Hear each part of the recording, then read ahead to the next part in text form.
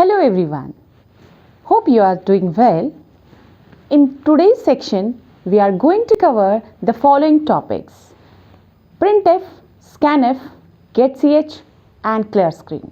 The all four functions are under input-output functions. Input output जब आप सुनते हैं तो आपके माइंड में सबसे पहले क्या आता है? Input output devices. बिल्कुल वही आपको यहाँ पे भी याद रखना है. इनपुट जो इनपुट लेता है और आउटपुट जो हमें आउटपुट देता है. जैसे आपने अपनी कंप्यूटर बेसिक क्लासेस में पढ़ा होगा इनपुट डिवाइसेस कीबोर्ड के बारे में और आउटपुट डिवाइसेस मॉनिटर प्रिंटर के बारे में. बिल्कुल वही चीज़ यहाँ पे भी होनी है. जब हमें कोई चीज़ डिस्प्ले करानी है तो हम यूज़ करेंगे printf, और जब हमको कोई चीज़ कीबोर्ड से इनपुट कराना है तो हम यूज़ करेंगे scanf.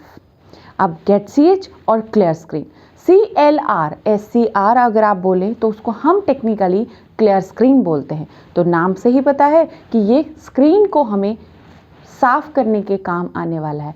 साफ का मतलब बाहर से साफ नहीं करेगा, ये प्रोग्रामिंग में जो आउटपुट स्क्रीन पे हमने कुछ किया होगा उसको ये साफ करने वाला है.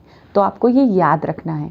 और getch जब हमें प्रोग्राम में एक करेक्टर का नीड है, get a character, GET, get CH मतलब करेक्टर.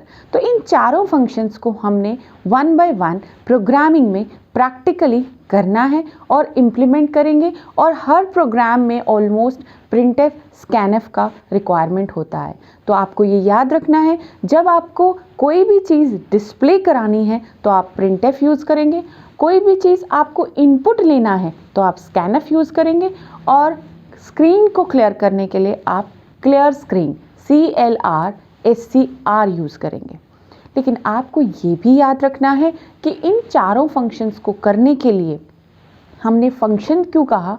क्योंकि इनके हर अल्फ़ाबेट यानी कि जो भी टेक्स्ट है उस टेक्स्ट के आगे दो राउंड ब्रैकेट्स है. और आपको आज के बाद याद रखना है कि हम प्रोग्रामिंग में राउंड ब्रैकेट्स को राउंड ब्रैकेट नहीं बोलते, हम प्रोग्रामिंग में इसको पैरेंथेसिस बोलते हैं. तो आपने भी राउंड ब्रैकेट्स को क्या बोलना है?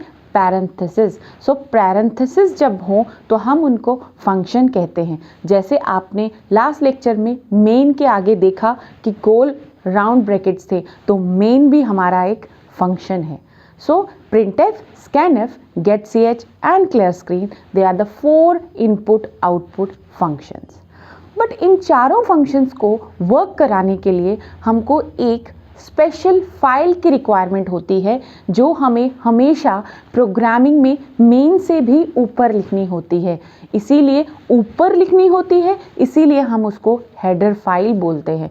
आपने लास्ट लेक्चर में देखा होगा कि हमने मेन में जब सिंपल प्रोग्राम का सिंटेक्स बनाया था तो हमने वहाँ पे हेडर फाइल लिखी थी. तो यानी कि printf, scanf, getch, clear screen, इन चारों फंक्शंस को जब भी हम यूज़ करेंगे तो हमको इनसे रिलेटेड जो है हेडर फाइल्स की रिक्वायरमेंट होगी. और वो कैसे करेंगे वो हम देखने वाले हैं नेक्स्ट लेक्चर में.